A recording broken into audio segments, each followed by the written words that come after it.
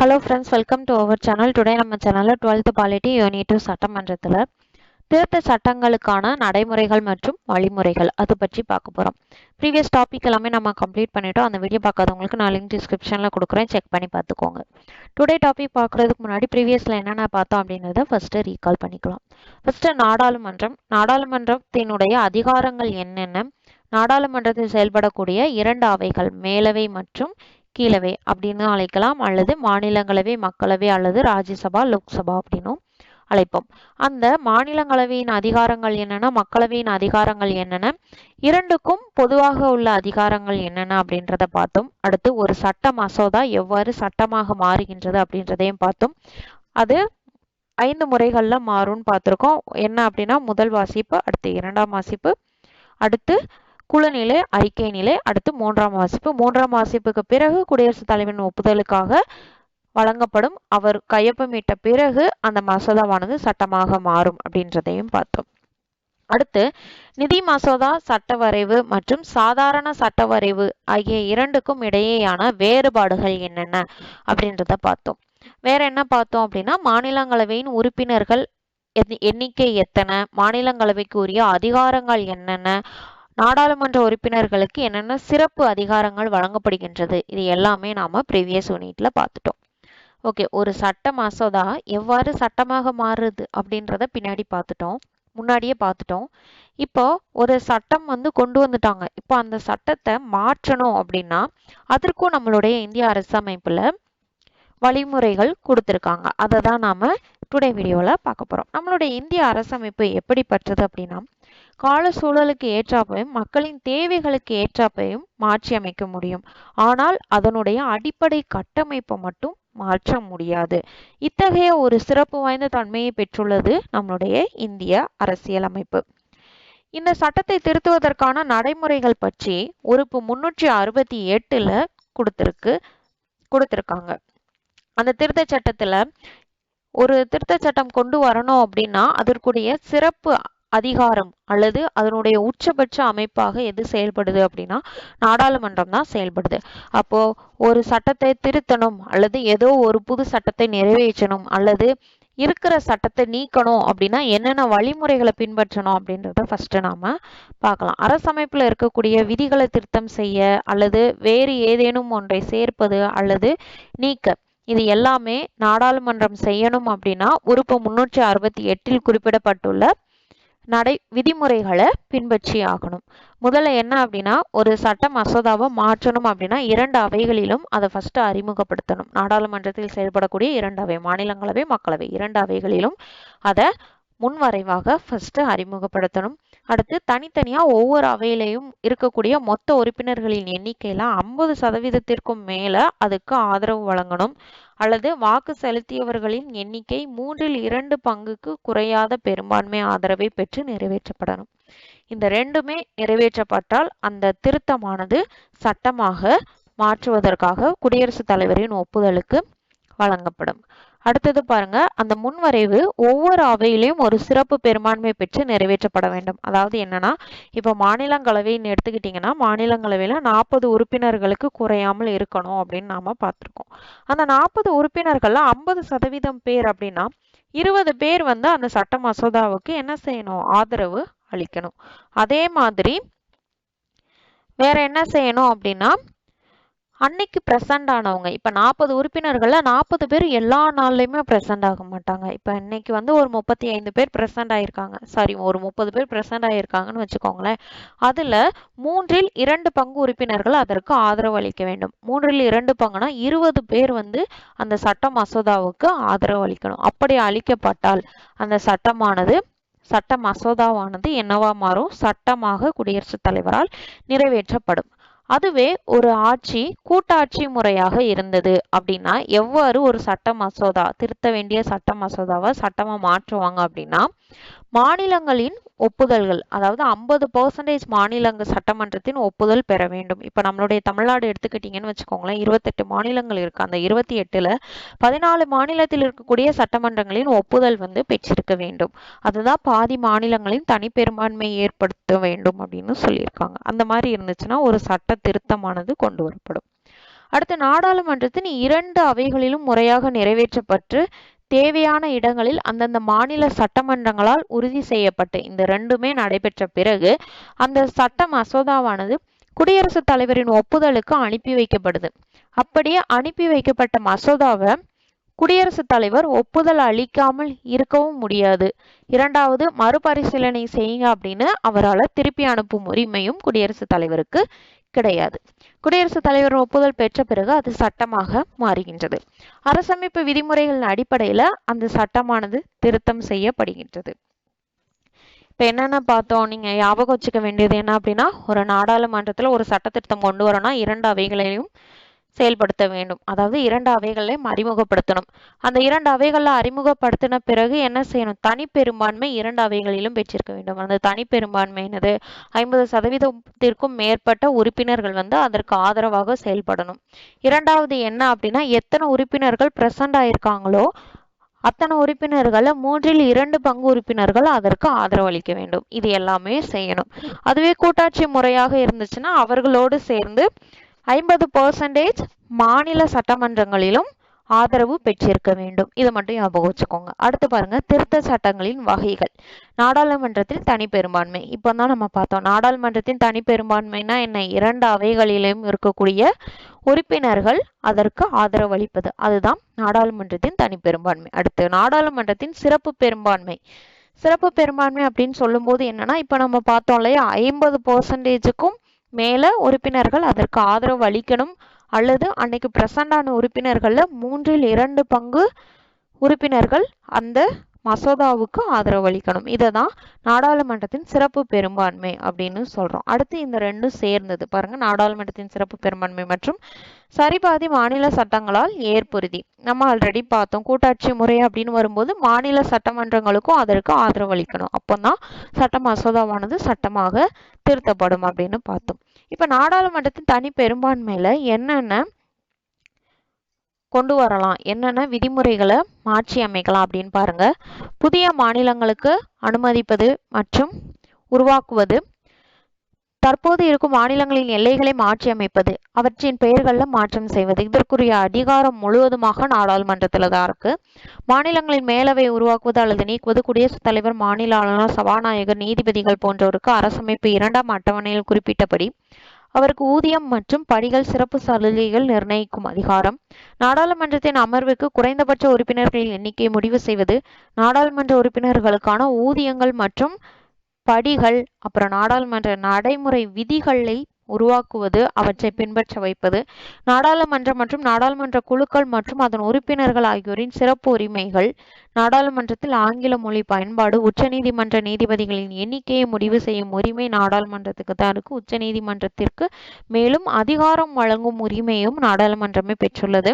அலுவலாட்சி முறை பயன்படுத்துவது, குடியுரிமை அளித்தல் மற்றும் ரத்து செய்வது, நாடாளுமன்ற மற்றும் சட்டமன்ற தேர்தல்கள் நடத்துவது, தொகுதிகளின் எண்ணிக்கைகளை வரையறுப்பது, ஒன்றிய ஆளுகைக்குட்பட்ட பகுதியை நிர்ணயம் செய்வது. அதாவது என்னன்னா, இது யூனியன் பிரதேசங்களை நிர்ணயம் செய்யும் அதிகாரம் நாடாளுமன்றத்துக்கு தான் இருக்கு. 5ஆம் அட்டவணை பட்டியலின மற்றும் பழங்குடியின பகுதிகளை நிர்வகிப்பது. லாஸ்ட் ஒன் 6ஆம் அட்டவணை பழங்குடி இன பகுதிகளை நிர்வகித்தல். இது எல்லாமே நாடாளுமன்றத்தின் தனிப்பெரும்பான்மை. அடுத்து சிறப்பு பெரும்பான்மை. சிறப்பு பெரும்பான்மைனா நம்ம பார்த்தது, ஒவ்வொரு அவையின் மொத்த உறுப்பினர்களின் பெரும்பான்மை, அதாவது 50%க்கும் அதிகமாக ஆதரவு அளிக்கணும். ஒவ்வொரு அவையிலும் வருகை தந்து வாக்களிக்கும் உறுப்பினர்கள் எண்ணிக்கை குறைந்தபட்சமாக 2 பங்கு பெரும்பான்மை பெற்றிருக்கணும். இந்த இரண்டுமே பெற்றிருப்பதுதான் நாடாளுமன்றத்தின் சிறப்பு பெரும்பான்மை. அதாவது நாடாளுமன்றத்தில் இருக்கக்கூடிய உறுப்பினர்கள் அனைவருமே இதற்கு ஆதரவு அளிப்பதுதான் சிறப்பு பெரும்பான்மை அப்படின்னு சொல்றோம். அது எந்தெந்த உரிமைகள்ல இந்த சிறப்பு பெரும்பான்மை நிறைவேற்றப்படுது பாருங்க. ஃபர்ஸ்ட் ஒன் அடிப்படை உரிமைகள், 2வது அரசு கொள்கைகளை வழிநடத்தும் நெறிமுறைகள், 3வது முதல் மற்றும் 3வது பிரிவுகளில் குறிப்பிடப்படாத மற்ற விதிமுறைகள். இது எல்லாமே நமக்கு நாடாளுமன்றத்தின் சிறப்பு பெரும்பான்மையில நிறைவேற்றப்படும். அடுத்தது பாருங்க, நாடாளுமன்றத்தின் சிறப்பு பெரும்பான்மை மூலம் திருத்தல் செய்ததும் மற்றும் மாநிலங்களின் ஒப்புதலும். நம்ம இது என்ன பார்த்தோம், கூட்டாட்சி அப்படின்னு வரும்போது நாடாளுமன்றத்துல சிறப்பு பெரும்பான்மை பெற்றிருக்கணும். அடுத்து 50% மாநில சட்டமன்றங்களிலும் தனி பெரும்பான்மை பெற்றிருக்கணும் அப்படின்னு பார்த்தோம். இதுதான் சொல்லியிருக்காங்க. அதெல்லாம் எந்தெந்த விதிமுறைகளை பின்பற்றுறாங்க பாருங்க. குடியரசுத் தலைவர் தேர்ந்தெடுத்தல் மற்றும் அதன் முறைகள், மத்திய மற்றும் மாநிலங்களின் நிர்வாக அதிகாரங்களின் விரிவாக்கம், உச்சநீதிமன்றம் மற்றும் உயர்நீதிமன்றங்கள், மத்திய மற்றும் மாநிலங்களுக்கு இடையே சட்டம் இயற்றும் அதிகாரத்தை பகிர்ந்து வழங்குவது, 7வது அட்டவணையில் அடங்கியுள்ள எந்த ஒரு பட்டியலிலுமே இந்த சிறப்பு பின்பற்றப்படுகின்றது. அடுத்து நாடாளுமன்றத்தில் மாநிலங்களின் பிரதிநிதித்துவம், அரசமைப்பு மற்றும் அதன் நடைமுறைகளை திருத்தி அமைப்பும் நாடாளுமன்றத்தின் அதிகாரம். இது எல்லாமே வந்துட்டு எதுல வருது அப்படின்னா நாடாளுமன்றத்தின் சிறப்புரிமை மற்றும் மாநிலங்களின் ஒப்புதல். இந்த இரண்டுக்கும் கீழே இத்தனை அதிகாரங்கள் வருது. அடுத்தது பாருங்க, மாநில சட்டமன்றம். மாநில சட்டமன்றம் பற்றி பார்த்துடலாம். ஃபர்ஸ்ட் மாநில சட்டமன்ற கட்டமைப்பு. ஒரு அரசமைப்பு கூட்டாட்சி கட்டமைப்பில் மாநிலங்கள் 2வது அடுக்குல இருக்குது. ஜம்மு மற்றும் காஷ்மீருக்கு தனித்தனியா அரசமைப்பு இருக்குது. அதனால அந்த மாநிலங்களை தவிர ஆட்சி செய்யும் விதிமுறைகளை நம்மளுடைய இந்திய அரசமைப்பில் 6வது பிரிவுல குறிப்பிட்டிருக்காங்க. இது சட்டப்பிரிவு 152 237 வரையிலான மாநில சட்டமன்றங்கள் குறித்து முழுமையாக விளக்குகின்றது. இதை நாம ஆல்ரெடி பார்த்துருக்கோம். ப்ரீவியஸ் வீடியோ எல்லாமே இந்திய அரசியலமைப்பு பாடம் பார்த்துருந்தீங்கனாலே இது உங்களுக்கு புரியும். அடுத்து மாநில சட்டமன்றத்தில் மக்கள் மன்றமாக சட்டசபை மட்டும்தான் செயல்படுகின்றது. அதனாலதான் இதை சட்டப்பேரவை அப்படின்னு அழைக்கிறாங்க. அது மட்டும் இல்லாம எவ்வாறு நாடாளுமன்றம் செயல்படுகின்றதோ அந்த அமைப்பை போலவே தான் மாநில சட்டமன்றமும் செயல்படுகின்றது. ஒரு மாநில சட்டமன்றத்துல மாநில சட்டசபை மற்றும் சட்ட மேலவை இரண்டையுமே பெற்றிருக்கும் ஒரு மாநில சட்டமன்றம். மாநில சட்டமன்றத்தின் முதல் நிர்வாக தலைவராக இருப்பவர் யார் அப்படின்னா ஆளுநர். ஆளுநருக்கு கீழே முதலமைச்சர் மற்றும் அவருடைய அமைச்சர் குழு இருக்கும். அதுக்கு கீழே தான் சட்டமன்றமானது செயல்படும். அடுத்து ஆளுநர். ஆளுநருடைய அதிகாரங்கள் ஆல்ரெடி நம்ம பார்த்ததுதான். இவர் மாநில நிர்வாகத்தின் அரசமைப்பு தலைவராக செயல்படுவார். மாநிலத்தினுடைய அனைத்து செயல் நிர்வாகமும் ஆளுநர் கிட்ட தான் இருக்கும். மாநிலத்தின் அனைத்து செயல் திட்ட நடவடிக்கைகளும் ஆளுநரின் பெயர்ல தான் நடைபெறும். மாநிலத்தின் ஆளுநர் குடியரசுத் தலைவரால் தேர்ந்தெடுக்கப்படுவாங்க. இவர்களுடைய பதவிக்காலம் 5 ஆண்டுகள். குடியரசுத் தலைவர் விருப்பத்தின் பெயர்ல அவருடைய பதவி நீடிக்கப்படலாம் அல்லது இன்னொருத்தவங்க பதவிக்கு வர்ற வரைக்கும் அவர் அந்த பதவியில தான் இருப்பாங்க. ஆளுநராக பதவியில் அமர்த்தப்படுவதற்கான தகுதி என்னென்ன அப்படின்னா ஃபர்ஸ்ட் இந்திய குடிமகனாக இருக்கணும். லாபம் தரக்கூடிய எந்த ஒரு பணியிலும் இருக்கக்கூடாது. 35 வயது நிரம்பியவராக இருக்க வேண்டும். ஆளுநர் ஒரு முறைக்கு மேல மீண்டும் மீண்டும் பணியமர்த்தப்படலாம் அல்லது அவர் நல்லா பணி செஞ்சாங்க அப்படின்னா வேறு மாநிலங்களுக்கு மாற்றவும் படலாம். இன்னொரு முக்கியமான பாயிண்ட் என்னன்னா எந்த ஒரு ஆளுநரும் அவருடைய சொந்த மாநிலத்திலேயே பதவி வைக்கப்பட மாட்டார். ஓகேவா? அடுத்தது பாருங்க, அவசர தேவைக்காக அல்லது ஒரு மாற்று ஏற்பாடாக ஏதேனும் ஒரு மாற்று ஏற்பாடு இருந்துச்சு அப்படின்னா ஒன்றுக்கும் மேற்பட்ட மாநிலத்தில் ஒரே ஒரு ஆளுநர் பதவியில வகிக்கலாம். அடுத்தது பாருங்க, ஆளுநருடைய அதிகாரம் மற்றும் பணிகள். எவ்வாறு குடியரசுத் தலைவர் ஆட்சித்துறை, சட்டமன்றம், நீதித்துறை மற்றும் அவசரகால அதிகாரங்களை பெற்றிருக்கிறாரோ அதே மாதிரி தான் மாநில ஆளுநரும் பெற்றிருக்கிறார். ஆளுநரின் நிர்வாக அதிகாரத்தில் அமைச்சரவை நியமனம், மாநில அரசு தலைமை வழக்கறிஞர், மாநில அரசு பணியாளர் தேர்வாணைய உறுப்பினர்களை நியமனம் செய்வது, மாநிலத்தின் சட்டமன்றத்திற்கு ஆங்கிலோ இந்திய இனத்தில் இருந்து ஒரு உறுப்பினரை நியமிப்பது, இது எல்லாமே ஆளுநரின் அதிகாரங்கள்ல அமையும். அடுத்து பாருங்க, மேலவை உறுப்பினர்கள் பணி காலியா இருக்கும்போது அதை நியமிக்கும் அதிகாரம் ஆளுநருக்கு இருக்கு. அவர் எவ்வாறு நியமிப்பார் அப்படின்னா இலக்கியம், அறிவியல், கலை, கூட்டுறவு இயக்கம் ஆகியவற்றில் சிறந்த அறிவு படைத்த ஒருவரை நியமிப்பார். அடுத்து ஆளுநர் மக்களவையில் மொத்த உறுப்பினர்களின் எண்ணிக்கையில 1/6 பங்கு உறுப்பினர்களை நியமிக்க முடியும். ஆளுநர் அவருடைய விருப்புரிமைக்கு ஏற்ப சிறப்பு அரசமைப்பு கடமைகளை நிறைவேற்றும் உரிமை பெற்றிருக்காரு. அது மட்டும் இல்லாம குடியரசுத் தலைவர் வழிகாட்டுதல் அடிப்படையில் அவருடைய சிறப்பு கடமைகளை அதிகாரப்பூர்வமாக ஆளுநர் நியமிக்கலாம். அது ஒரு சில எதிர்பாராத சந்தர்ப்பங்கள்ல ஆளுநர் அமைச்சரவை ஆலோசனைகளின் மூலம் செயல்பட முடியும். அது மட்டும் இல்லாம ஆளுநர் மத்திய அரசு மற்றும் மாநில அரசுக்கு இடையே ஒரு பாலமாக செயல்படுகின்றார். ஏன்னா மாநில அரசுகள்ல என்னென்ன நடைபெறுகின்றது அந்த நடவடிக்கைகளை குடியரசுத் தலைவருக்கு தெரிவிப்பதே ஆளுநர் தான் தெரிவிப்பாங்க. அது மட்டும் இல்லாம ஏதேனும் ஒரு புதிய சட்டம் மாநிலத்துல நிறைவேற்றணும் அப்படின்னா அதை பற்றி ஆளுநர் தான் மாநிலங்களவை நாடாளுமன்றத்துல பேசுவாரு. குடியரசுத் தலைவரிடம் பேசும் அதிகாரம் ஆளுநருக்கு தான் இருக்கு.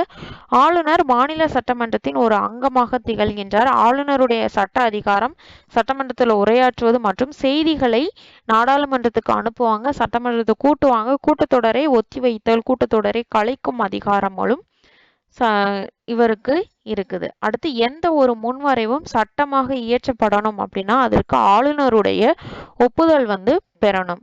ஆளுநருடைய மறுப்புரிமை அதிகாரங்கள் என்னென்ன அப்படின்னா, அவர் ஒப்புதல் அளிப்பதை நிறுத்தி வச்சுட்டாங்க அப்படின்னா அந்த சட்டமானது அந்த மசோதாவானது சட்டமாக மாறாது. அடுத்து முன்வரைவை தவிர்த்து எந்த ஒரு முன்வரைவும் மறுபரிசீலனைக்காக மாநில சட்டமன்றத்திற்கு திருப்பி அனுப்பலாம். அதாவது என்ன அப்படின்னா, அவருக்கு கையெழுத்து போடுறதுக்காக ஒரு சட்ட மசோதாவை கொண்டு வந்து வைக்கிறாங்க அப்படின்னா அந்த சட்ட மசோதாவை திருப்பி மறுபரிசீலனைக்கு அனுப்பும் அதிகாரமும் ஆளுநருக்கு இருக்கு. மறுப்புரிமை அதிகாரத்தை இரண்டாவது முறை அவரால் பயன்படுத்த முடியாது. அதாவது என்னன்னா, ஒரு மசோதா முதல் முறையாக அவருக்கு கையொப்பமிட வந்திருக்கு. அப்போ சட்டமன்றத்திற்கு அவர் என்ன செய்யறாரு, திரும்ப இதை மறுபரிசீலனை செய்யுங்க அப்படின்னு சொல்லி அனுப்பிட்டாரு. அனுப்புனதுக்கு அப்புறம் அவங்க மறுபரிசீலனை செய்யறாங்க அல்லது திருத்தாம அதே இதை திருப்பி கொண்டு வந்தாங்க அப்படின்னா அதை தவிர்க்கும் உரிமை ஆளுநருக்கு கிடையாது. அந்த டைம்ல அவரு சைன் பண்ணி தான் ஆகணும். இதை நம்ம குடியரசுத் தலைவருடைய அதிகாரத்திலையும் பார்த்திருப்போம். அடுத்து பாருங்க, நெக்ஸ்ட் ஒன், ஆளுநர் தேவை என்று கருதினால் ஒரு முன்வரைவை குடியரசுத் தலைவரின் கருத்துக்காக நிறுத்தி வைக்கலாம். அடுத்தது, ஆளுநருடைய நீதித்துறை அதிகாரம் என்னென்ன அப்படின்னா, மாநிலத்தின் செயலதிகாரத்திற்கு உட்பட்ட எந்த ஒரு குற்றத்துக்காகவும், அதாவது ஒரு மாநிலத்துக்குள்ள ஏதாவது ஒரு குற்றம் செஞ்சிட்டாங்க அப்படின்னா அவருக்கு கொடுக்கப்பட்ட தண்டனையை குறைக்கிறது அல்லது அந்த நபருக்கு மன்னிப்பு வழங்குவது, அடுத்து அந்த தண்டனையை தாமதப்படுத்துவது, அந்த தண்டனையை நீக்குவது போன்ற உரிமை ஆளுநருக்கு இருக்கு. ஆனா நம்மளுடைய தூக்கு வழங்குவாங்க இல்லையா, அந்த தீர்ப்பை நீக்கும் உரிமை ஆளுநருக்கு கிடையாது. அடுத்து பாருங்க, ஆளுநர் மாநில உயர் நீதிமன்ற நீதிபதிகளை பணியமர்த்தும் அதிகாரம் கிடையாது ஆளுநருக்கு. ஏன்னா குடியரசுத் தலைவர் தான் உச்ச நீதிமன்ற உயர் நீதிமன்ற நீதிபதியை நியமிப்பாங்க. அதுதான் பின்னாடி கொடுத்திருக்காங்க. அடுத்து பாருங்க, குடியரசுத் தலைவர் இருப்பது போன்ற அவசர கால அதிகாரங்கள் ஆளுநருக்கு கிடையாது. ஆளுநர் என்ன செய்வாங்க அப்படின்னா, ஏதாவது ஒரு சட்ட அமைப்பு மாநிலத்துல ஏதாவது நெருக்கடி நிலை வந்துருச்சு அல்லது சாசன சீர்குலைவு ஏற்பட்டது அப்படின்னா அந்த டைம்ல அவசர காலத்தை ஏற்படுத்துங்க அப்படின்னு சொல்லி ஒரு அறிக்கையை குடியரசுத் தலைவருக்கு அனுப்பலாம். அதுக்கு பிறகு அந்த குடியரசுத் தலைவர் என்ன செய்வாங்க அப்படின்னா ஆளுநருக்கு அந்த உரிமையை வழங்குவார். அதாவது அவசர காலத்தை குடியரசுத் தலைவர் அறிவிப்பாரு. அறிவிச்சதுக்கு அப்புறம் குடியரசுத் தலைவரின் பேர்ல ஆளுநர் நேரடியா ஆட்சி செய்வார். இதுதான் நடக்கும். இததான் பின்னாடி கொடுத்திருப்பாங்க. இவருடைய பணிகள், மாநில அரசு பணிகள் குறித்து நமக்கு சட்டப்பிரிவு 356ல கொடுத்திருக்காங்க. அடுத்து, முதலமைச்சர் தலைமையில் அமைந்த அமைச்சரவை குழு. முதலமைச்சரின் நிலை அப்படின்னா நமக்கு தெரியும், பெரும்பான்மை பெற்ற கட்சியின் தலைவர் தான் முதலமைச்சர் அப்படின்னு சொல்றோம். முதலமைச்சர் தான் அந்த அமைச்சரவையை உருவாக்குவதற்கு ஆளுநருக்கு என்ன வழங்குவார், ஆலோசனை வழங்குவார். அடுத்து, மாநிலத்தின் உண்மையான நிர்வாக தலைவராக செயல்படுபவர் யார் அப்படின்னா முதலமைச்சர் தான். சட்டசபையின் தலைவராகவும் இவர் செயல்படுகிறார். இந்திய அரசியலமைப்புல 164 பிரிவு 1 உறுப்பின்படி மாநிலத்தின் முதல்வர் நியமிக்கப்பட வேண்டும். அடுத்து, முதலமைச்சருடைய அதிகாரம் பணிகள் என்னென்ன அப்படின்னா, முதலமைச்சர் குழுவின் தலைவர் அப்படின்ற முறையில செயல்படுவார். யாருக்கு தலைவர் அப்படின்னா அமைச்சரவை குழுவின் தலைவராக செயல்படுவார். அதிக அதிகாரம் பெற்றவர் முதலமைச்சர் தான். அமைச்சரவையின் பிற செயல்பாடுகள் எல்லாமே முதலமைச்சரை தான் சாரும். அது மட்டும் இல்லாம அமைச்சர்களை நியமனம் செய்வதற்கு ஆளுநருக்கு இவர் தான் பரிந்துரை செய்வாரு. அமைச்சர்களை பதவி நீக்கம் செய்ய முதலமைச்சருக்கு உரிமை இருக்குது. அமைச்சரவை கூட்டங்களுக்கு அவர் தலைமை தாங்குவாரு. அது மட்டும் இல்லாம அரசாங்கத்தின் முக்கிய கொள்கை முடிவுகளையும் முதலமைச்சர் தான் எடுப்பாங்க. அமைச்சர்கள் மற்றும் ஆளுநருக்கு இடையே ஒரு இணைப்பாக செயல்படுபவர் யார் அப்படின்னா முதலமைச்சர் தான். ஏன்னா நிர்வாகம் மற்றும் சட்டங்கள் தொடர்பாக என்னென்ன நடவடிக்கைகள் எடுத்திருக்காங்க அப்படின்றத பற்றி ஆளுநருக்கு முதலமைச்சர் தான் தெரிவிப்பாங்க. சட்டமன்றத்துல கொண்டு வரக்கூடிய எல்லா ஆவணங்கள், முன்வரைவுகள், தீர்மானங்கள் போன்றவற்றையும் முதலமைச்சர் தான் பரிசீலனை செய்வாங்க. அனைத்து முக்கிய நியமனங்கள் ஆளுநரை செய்வதாக எழுத்துல இருந்தாலும் அதை நடைமுறைப்படுத்துவது யார் அப்படின்னா முதலமைச்சர் தான். முதலமைச்சருடைய ஆலோசனை பேர்ல தான் நம்மளுடைய மாநிலமே நிர்வாகப்படுத்துவாங்க. அடுத்தது பாருங்க, மாநில அமைச்சர்கள் குழு. இந்த ஆளுநருக்கு உதவியாக ஆலோசனை வழங்கதான் முதலமைச்சர் தலைமையில ஒரு அமைச்சரவை குழுவானது நியமிக்கப்பட்டிருக்கு. இது நமக்கு அரசியலமைப்பு சட்டத்துல 163 உறுப்பு குறிப்பிடுது. இருந்தாலும் அரசமைப்பு விதிகளின்படி நெருக்கடி சூழல்ல ஆளுநர் நேரடியாக ஆட்சியை மேற்கொள்ள இயலும். மத்திய அமைச்சர்கள் குழுவை மாதிரி தான் மாநில அமைச்சரவை குழுவும் செயல்படுகின்றது. சட்டமன்றத்தில் பெரும்பான்மை பலம் கொண்ட கட்சியின் தலைவர் அல்லது கூட்டாட்சி கட்சியின் தலைவரும் முதலமைச்சராக ஆளுநரால் நியமிக்கப்படுறாங்க.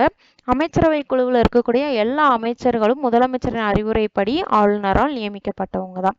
அடுத்து மாநில அமைச்சரவையின் பதவிக்காலம் என்னென்ன அப்படின்னா, அரசமைப்பின்படி ஆளுநரின் விருப்பம் இருக்கிற வரைக்கும் அமைச்சர்கள் பதவியில இருக்கலாம். இருந்தாலும் நடைமுறையில முதலமைச்சரின் விருப்பம் உள்ளவரை மட்டும்தான் அமைச்சர்கள் பதவியில தொடருவாங்க. ஏன்னா அமைச்சர்களை பதவி அமர்த்துவதற்காக ஆலோசனை வழங்குவது யார் அப்படின்னா முதலமைச்சர் தான். அவர் தான் ஆளுநருக்கு பரிந்துரை செய்வார். அதன் அடிப்படையில் தான் ஆளுநர் அமைச்சர்களை நியமிக்கவும் பதவி நீக்கவும் செய்வாங்க. அதனால அமைச்சர்கள் தனித்தனியாகவோ கூட்டாகவோ முதலமைச்சருக்கு பொறுப்பானவர்களாக திகழ்கின்றனர். அடுத்தது பாருங்க, மாநில சட்டமன்றத்தின் குழுக்கள் மற்றும் அதிகாரங்கள் என்னென்னு பார்த்துக்கலாம். ஃபர்ஸ்ட் மாநில சட்டமன்றத்தின் சபாநாயகர். இவர் சட்டமன்ற உறுப்பினர்களால் தேர்ந்தெடுக்கப்படுபவங்க தான். சட்டமன்றத்தை தலைமை தாங்கி நடத்துபவர் இந்த சபாநாயகர். சட்டமன்ற நடவடிக்கைகளை ஒழுங்காகவும் கண்ணியத்தை கடைபிடித்து நடத்தவும், அதாவது ஏதாவது ஒரு நடைமுறைகள் ஒழுங்கு விதிமுறைகள் பின்பற்றப்படாமல் இருந்தது அப்படின்னா அதற்கு முழு பொறுப்பும் யார் ஏற்கணும் அப்படின்னா சபாநாயகர் தான் ஏற்கணும். அடுத்து இன்னொரு ரொம்ப இம்பார்ட்டன்டான பாயிண்ட், ஒரு மசோதா நிதி மசோதாவா சாதாரண மசோதாவா அப்படின்னு நிர்ணயிக்கும் உரிமை சபாநாயகருக்கு தான் இருக்கு. அது மட்டும் இல்லாம குடியரசுத் தலைவர் என்ன பண்ணுவாரு அப்படின்னா ஒரு கூட்டத்தை அறிமுகம் செய்வார். அதாவது ஒரு கூட்டத்தை ஏற்படுத்தணும் அப்படின்னு சொல்லி கட்டளையிடுவது குடியரசுத் தலைவர். ஆனா அந்த கூட்டத்துக்கு தலைமை தாங்குபவர் யார் அப்படின்னா நம்மளுடைய சபாநாயகர். அது மட்டும் இல்லாம அரசியல் சாசனத்துல இருக்கக்கூடிய விதிகள் மற்றும் சட்டமன்ற நடைமுறை விதிகள், பேரவைக்குள் சட்டமன்ற நடவடிக்கைகளின் முன்மாதிரிகள் ஆகியவற்றிற்கு பொருளாக விளங்குவது யார் அப்படின்னா சபாநாயகர் தான். அது மட்டும் இல்லாம ஒரு சட்டமன்றம் நடைபெறும் பொழுது சபாநாயகர் பொதுவாக நடுநிலை மற்றும் பாரபட்சமின்மையை மேற்கொள்ள வேண்டும். அதே மாதிரி ஒரு சபாநாயகருடைய வாக்கு எப்போ முக்கியத்துவமா இருக்கும் அப்படின்னா ஒரு சட்டம் மசோதா நிறைவேற்றப்படும் பொழுது அதாவது எதிர்ப்பும் 50% இருக்குது, ஆதரவும் 50% இருக்கு. அப்ப இரண்டு நிலைகளும் ஈக்குவலா இருக்கும்போது நம்மளுடைய சபாநாயகர் ஓட்டு கொடுப்பாரு. அப்போ அந்த சமயத்துல சபாநாயகரின் வாக்கு மிக முக்கியத்துவம் வாய்ந்தது. இதை கேஸ்டிங் ஓட் அப்படின்னு சொல்லுவாங்க. இதை நம்ம ப்ரீவியஸ் வீடியோலே பார்த்திருக்கோம். அடுத்து உறுப்பினர்கள், சட்டமன்ற உறுப்பினர்களுடைய நடத்தை ஒழுங்குபடுத்துவது, சட்டமன்ற நடவடிக்கைகள் குறித்து அல்லது சட்டமன்றத்தில் ஒழுங்கை பராமரிப்பது ஆகியவற்றில் சபாநாயகருடைய முடிவு தான் இறுதியானதாக இருக்கு. இந்த மாதிரி விஷயங்கள்ல சபாநாயகர் இருக்கக்கூடிய நடவடிக்கைகள்ல நீதிமன்றமானது தலையிடவே முடியாது. துணை சபாநாயகர் இல்லாத சமயத்துல சட்டமன்றத்தை தலைமை தாங்குவது யார் அப்படின்னா துணை சபாநாயகர். இந்த துணை சபாநாயகருக்கு சபாநாயகருக்கு என்னென்ன அதிகாரம் இருக்கோ அனைத்து அதிகாரமும் இவருக்கும் வழங்கப்படும். சபாநாயகர் மற்றும் துணை சபாநாயகர் இரண்டு பேருமே அவையில இல்லை அப்படின்னா அவையில இருக்கக்கூடிய மூத்த அமைச்சர் யாராக இருந்தாலும் அவங்க இந்த சட்டமன்றத்திற்கு தலைமை தாங்குவாங்க. அடுத்து நாடாளுமன்ற குழுக்களை இரண்டு வகையா பிரிக்கலாம். ஒன்று நிலைக்குழு, இரண்டாவது தற்காலிக குழு. நிலைக்குழு எப்பவுமே நிரந்தரமா இருக்கும். தற்காலிக குழு ஒவ்வொரு ஆண்டும் புதிதாக உருவாக்கப்படும். அதாவது என்ன அப்படின்னா தற்காலிக குழுவானது நிரந்தரமானவை கிடையாது. ஒரு குறிப்பிட்ட பணிக்காக மட்டும் உருவாக்கப்படுவாங்க. நம்ம ஆல்ரெடி பார்த்தோம், ஒரு சட்டம் முன்வரைவு சட்டமாக மாறும்போது குழு நிலை அப்படின்னு பார்த்தோமா, அந்த குழு நிலையில என்ன அப்படின்னா அந்த சட்ட மசோதாவுக்கு உங்களுடைய கருத்து என்ன அப்படின்றத கேட்பதற்காகவே என்ன பண்ணுவாங்க, ஒரு குழுவை உருவாக்குவாங்க. அந்த மாதிரி தான் இந்த தற்காலிக குழுக்கள். இது நிலைக்குழு அப்படின்னா அது நிரந்தரமா இருக்கும், தொடர்ந்து பணியில இருந்துகிட்டே இருப்பாங்க. ஒவ்வொரு ஆண்டும் புதிதாக இந்த நிலைக்குழுவானது உருவாக்கப்படும் அப்படின்னு சொல்லியிருக்காங்க. அடுத்து நிலைக்குழுல என்னென்ன இருக்கு அப்படின்னு பார்க்கலாம். நிலைக்குழுவா அவற்றின் தன்மைக்கு ஏற்ப 6 வகையாக பிரிக்கலாங்க. அதுல என்னென்னு பாருங்க. நிதிக்குழு, இரண்டாவது துறைசார் நிலைக்குழு, அடுத்த விசாரணை குழுக்கள், கண்காணிப்பு மற்றும் கட்டுப்பாட்டு குழுக்கள், ஐந்தாவது சேவை குழு,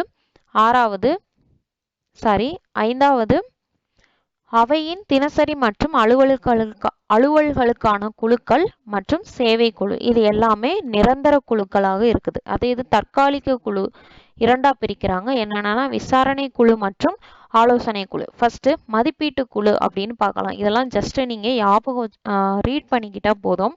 இதுல எந்த ஒரு இம்பார்ட்டனும் கிடையாது. மதிப்பீட்டு குழு அப்படின்னா பரிசோதகர் மதிப்பீட்டாளருக்கு அறிவுறுத்தும் மற்றும் பொருளாதாரம் சார்ந்த கொள்கைகள், மாற்றுக் கொள்கைகள், நிர்வாக சீர்திருத்தம், மதிப்பீடு ஆய்வில் உள்ள வெவ்வேறு திட்டத்திற்கான மாநிலத்திற்கு உள்ளும் வகையில் பயணம் மேற்கொள்வது போன்ற விஷயங்கள்ல அதற்குரிய பரிந்துரையை அளிக்கும். அதுதான் வந்துட்டு இந்த குழுக்களின் முக்கிய பொறுப்பாக வழங்குகின்றது. அடுத்து பொது கணக்கு குழு. பொது கணக்கு குழு அப்படின்னாலே மாநிலத்துல ஒவ்வொரு மாநிலத்திற்கும் கணக்கு வழக்கு பார்க்குவாங்க. அதெல்லாம் இந்த பொது கணக்கு குழுல வரும். அது மட்டும் இல்லாம இந்திய அரசு கணக்கு தணிக்கை தலைவரின் அறிக்கையையும் ஆய்வு செய்வது குழுவின் முக்கிய பணியாக செயல்படுகின்றது. அடுத்தது பாருங்க, பொதுத்துறை நிறுவனங்களின் குழு. தணிக்கை அறிக்கை கணக்குகள், பொதுத்துறை நிறுவன கணக்குகள் அவ்வப்போது ஆய்வு செய்வதற்காக இந்த குழுவானது உருவாக்கியிருப்பாங்க. நல்ல வியாபார கொள்கை, மதிநுட்ப வணிக நடைமுறைகளையும் பின்பற்றி பொதுத்துறை நிறுவனங்களின் அலுவல்கள் நடைபெறுகின்றதா அப்படின்றத கருத்தில் கொள்வதும் இந்த துறை தான். ஓகே, இதோட நமக்கு இந்த யூனிட் முடியுது. நம்ம டுடே என்னென்ன பார்த்தோம் அப்படின்னா, ஒரு அரசமைப்பு சட்டத்தை எவ்வாறு திருத்தம் செய்யணும் அப்படின்றத பார்த்தோம். அது 356 உறுப்பை பின்பற்றி ஒரு நாடாளுமன்றமானது ஒரு அரசமைப்பு சட்டத்தை திருத்தம் கொண்டு வர முடியும் அப்படின்னு பார்த்தோம். கலை சொற்கள் பார்த்துடலாம். நமக்கு இப்போ எந்த மாதிரி கொஷின் கேட்காங்கன்னே தெரியல. கூற்றுகள் நிறைய கொடுக்குறாங்க. அதனால எல்லாமே படிக்கிறது பெஸ்ட்டு. நம்ம இதுக்கு முன்னாடி 10th இந்திய அரசியல் அமைப்புல இருந்து ஆட்சி என்பதன் டெஃபனிஷன் நமக்கு ப்ரீவியஸ் இயர்ல கொடுத்துருந்தாங்க. அதனால நம்ம இதையும் ஜஸ்ட் பார்த்துலாம். ஃபர்ஸ்ட் ஓரவை அப்படின்னா சட்டப்பேரவை மட்டும்தான் மக்களவையாக கொண்டு செயல்படக்கூடிய ஒரு தேசிய சட்டமன்றத்தை தான் ஓரவை அப்படின்னு சொல்றோம். நம்மளுடைய தமிழ்நாடும் ஓரவைக்கு எடுத்துக்காட்டு. ஈரவை அப்படின்றது சட்டமன்ற பேரவை மற்றும் சட்டமன்ற மேலவை, இந்த 2 அவைகளும் செயல்படும். அதை தான் ஈரவை அப்படின்னு சொல்றோம். உறுப்பினர்களின் குறைந்தபட்ச எண்ணிக்கை அப்படின்னா மாநிலங்களவை மக்களவை கூட்டத்தொடர் நடத்துவதற்கு 10ல் 1 பங்கு உறுப்பினர்கள் இருக்கணும். அதுதான் உறுப்பினர்களின் குறைந்தபட்ச எண்ணிக்கை. 10ல் 1 பங்கு உறுப்பினர் மட்டும் இருந்தாதான் கூட்டத்தொடரை நடத்த முடியும். அடுத்து சட்ட முன்வரைவு. ஒரு சட்டம் சட்டமாவதற்கு முந்தைய நிலையில் இருப்பதுதான் சட்ட முன்வரைவு அப்படின்னு சொல்றோம். அடுத்து ஃபர்ஸ்ட் சட்ட முன்வரைவு. சட்டமன்றம் முன்வரைவுக்காக அது சட்டமன்றத்தில் முன்மொழியப்படுகின்றது. அடுத்து அந்த சட்ட முன்வரைவு அரசமைப்பு கட்டமைப்புக்குள் முழுமையாக அறிந்து கொள்ளும் பொருட்டு ஒரு முழுமையான விவாதத்திற்காக நாடாளுமன்றத்தில் இந்த சட்ட முன்வரைவு எடுத்துக்கொள்ளப்படும். அடுத்து திருத்த சட்டம். இந்திய அரசமைப்பு கோட்பாட்டின்படி அடிப்படை கோட்பாட்டை மாற்றாமல் மாறும் நிலைமைக்குள் தேவைக்கேற்ப மாற்றிக்கொள்வதுதான் திருத்துதல் அப்படின்னு சொல்லுவோம். அடுத்து கண்டன தீர்மானம். குடியரசுத் தலைவர், குடியரசு துணைத் தலைவர், உச்சநீதிமன்ற நீதிபதிகள் மற்றும் உயர்நீதிமன்ற நீதிபதிகள் ஆகியோரை பதவி நீக்கம் செய்வதற்கான வழிமுறையை கண்டன தீர்மானம் அப்படின்னு சொல்றோம். கேள்வி நேரம். ஒவ்வொரு நாளும் அவை தொடங்கின உடனே 1 மணி நேரம் உறுப்பினரின் கேள்விக்காக ஒதுக்குவாங்க. அததான் கேள்வி நேரம் அப்படின்னு சொல்றாங்க. அடுத்து உறுப்பினர்களுக்கான விலக்களிப்புகள். அவையின் எல்லைக்குள்ள கைது செய்வதற்கு எதிரான பாதுகாப்பு, அதுதான் உறுப்பினர்களுக்கான விலக்களிப்பு அப்படின்னு சொல்றாங்க. அடுத்து கூட்டத்தொடர். சிறப்பு நிகழ்வுகள் அல்லது சில சட்ட நடவடிக்கைகள்ல 2 அவைகளுக்கும் இடையே ஏதாவது கருத்து வேறுபாடு ஏற்பட்டது அப்படின்னா இந்த கூட்டத்தொடரை சபாநாயகர் கூட்டுவாரு. இதற்குரிய அதிகாரத்தை குடியரசுத் தலைவர் வழங்குவாரு. அததான் கூட்டத்தொடர் அப்படின்னு சொல்றோம். அடுத்து கூட்டத்தொடர் பாருங்க. சட்ட முன்வரைவுக்கான ஒப்புதல் அளித்தல், தீர்மானங்கள் ஆகியவற்றை நிறைவேற்றுவதற்கான செயல் குறிப்புகள் குறித்து விவாதம் நடத்துவதற்காக திட்டமிடப்பட்ட ஒரு கால வரையறையில நாடாளுமன்றத்துல கூட்டுவது தான் கூட்டத்தொடர். இந்த கூட்டத்தொடருக்கும் வித்தியாசம் தெரிஞ்சுக்கோங்க. கூட்டத்தொடர்னா என்ன அப்படின்னா ஒரு சில சட்ட நடவடிக்கைகளை 2 அவைகளுக்கும் இடையே ஏதாவது கருத்து வேறுபாடு நடைபெற்றது அப்படின்னா என்ன செய்வாங்க, இந்த 2 அவை உறுப்பினர்களையும் கூட்டத்தொடர் 2 அவை உறுப்பினர்களையும் வச்சு இந்த கூட்டத்தொடர் நடத்துவாங்க. ஆனா கூட்டத்தொடர் அப்படின்னா ஒரு சட்ட முன்வரைவு ஏதாவது நிலுவையில இருந்துச்சு அப்படின்னா அதை நிறைவேற்றுவதற்காக என்ன செய்வாங்கன்னா ஒரு குறிப்பிட்ட காலத்தை திட்டமிட்டு அந்த காலத்துல ஒரு கூட்டத்தொடர் ஏற்படுத்தி விவாதம் நடத்துவாங்க. அதை கூட்டத்தொடர் அப்படின்னு சொல்றோம். அடுத்து நம்பிக்கையில்லா தீர்மானம்.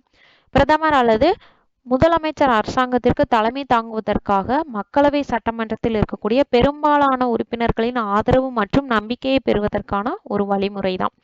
இந்த நம்பிக்கையில்லா தீர்மானத்தை மக்களவையில மட்டும்தான் நிறைவேற்ற முடியும், மாநிலங்களவையில நிறைவேற்ற முடியாது. ஒருவேளை இந்த நம்பிக்கையில்லா தீர்மானம் வெற்றி பெற்றுச்சுன்னு வச்சுக்கோங்களேன், மொத்த அரசாங்கமும் வெளியேறிடும். அப்போ புதிய தேர்தல் வந்து மீண்டும் நடக்க வாய்ப்பு இருக்கு. அதை தான் நம்பிக்கையில்லா தீர்மானம் அப்படின்னு சொல்றோம். இதோட நமக்கு இந்த யூனிட் முடியுது. Next book back question next வீடியோவில் பார்க்கலாம். வீடியோ பிடிச்சிருந்தா சப்ஸ்கிரைப் பண்ணுங்க, லைக் பண்ணுங்க, ஷேர் பண்ணுங்க. தேங்க்யூ.